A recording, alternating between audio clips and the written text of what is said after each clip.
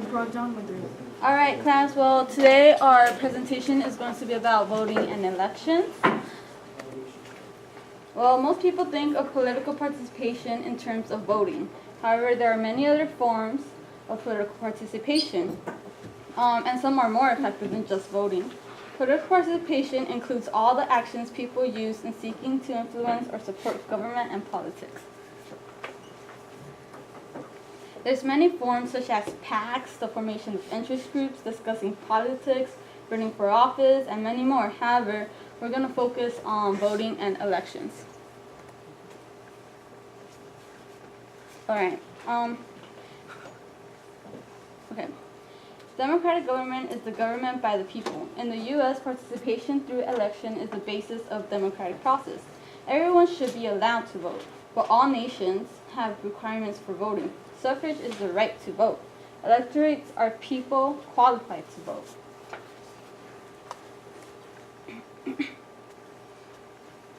Okay.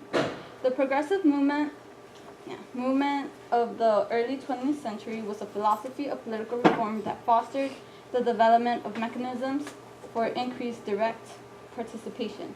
These include a direct primary, which allows citizens to nominate candidates. A recall is a special election initiated by petition to allow citizens to remove an official form office before a term expires. Referendum allows citizens to vote directly on issues called propositions such as proposed laws or state constitutional amendments. And an initiative allows voters to petition to propose issues to decide by qualified voters. Voting for candidates is the most common form of political participation. Okay, so low voter turnout. While voting is the #1 form of political participation, studies show that the U.S. has decreased when compared to other nations. There are tactics to try to increase voter turnout, but there are many reasons why people don't vote. So reasons could be that they have mistrust in government, apathy, lack of political efficiency, the registration process because people get bored of it and lazy.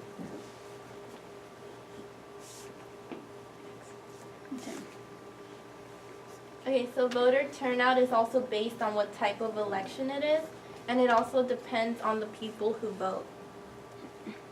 Alright, types of elections. Well, there are primary elections, nominating elections in which voters choose the candidate from each party who will run for office in the general election. And yeah, it'll be primary elections. And then there's closed primary, where only voters who are registered in the party may vote to choose a candidate. Open primary, where voters may vote to choose a candidate of either party, whether they belong to that party or not. There's blanket primary, which voters may vote for candidates of either party, choosing a Republican for office and a Democrat for another. The runoff primary is when no candidate from a runoff party receives a majority of the votes. The top two candidates face each other in the runoff. And there's general elections, where voters choose among all the candidates who they want to vote for.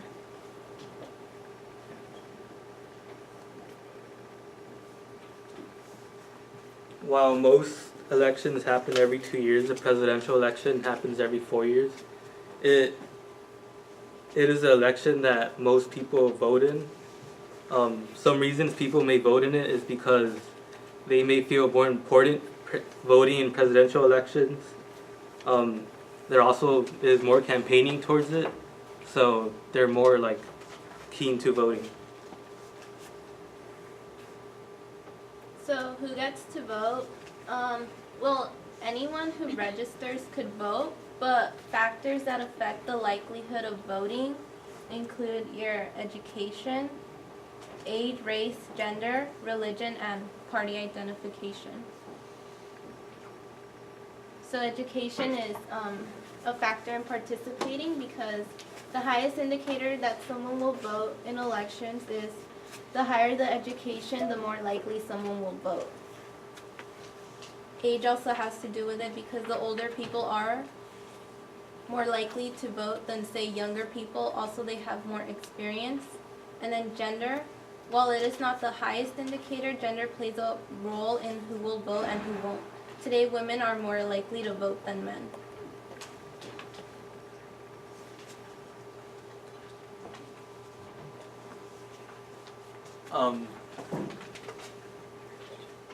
Some factors that would get people to vote are religion and party identification. Citizens who have a stronger sense in their party identification are more likely to vote than those who don't. Congressional elections. Congressional elections have occurred every numbered year. Off-year elections during the year when no presidential election is held. Again, voter turnout during off-year elections is lower than during presidential election years. Presidential elections. Preparation for running for president becomes early and takes months every year to overcome before the presidential elections even take place.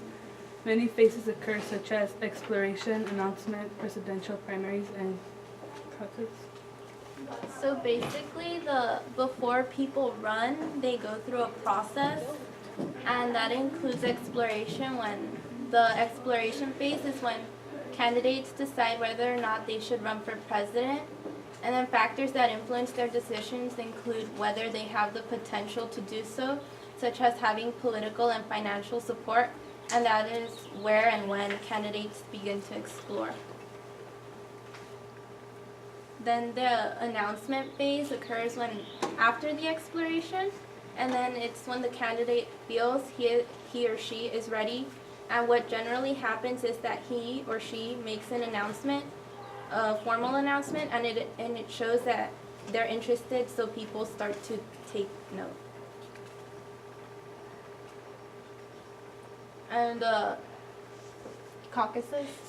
State party officials would meet in a caucus, and then a caucus is a meeting of party leaders to select candidates, elect convention delegates.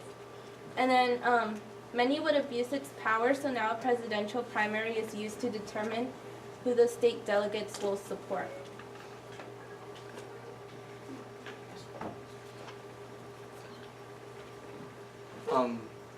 Nominating conventions, campaigning, and the general election and the electoral college are all part of the presidential election.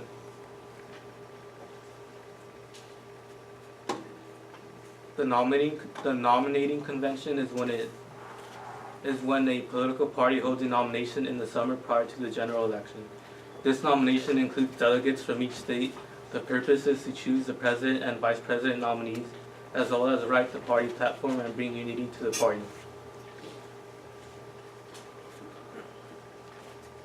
So the campaigning and the general election it occurs after the convention, and the campaigning for the general election to begin. And then candidates often travel to states to try and win over states and votes so they can have secure votes from people in the states. And then there's the electoral college, which is they get 538 electors in the overall electoral college, and each elector kind of represents, or like they represent states and stuff. The partisan and election. Part of elections are maintaining elections, critical, deviating, realigning, and the alignment elections. The campaign finance. Okay, so the campaign finance regulation and reforms created the Federal Election Campaign Act in 1971, which restricted the amount of campaign funds that can be spent on advertising and campaign contributions and exit retention. The Watergate scandal, it amended the Federal Election Commission Act, and the FEC regulated campaign finance legislation. Well, this is it, and thank you for your undivided attention.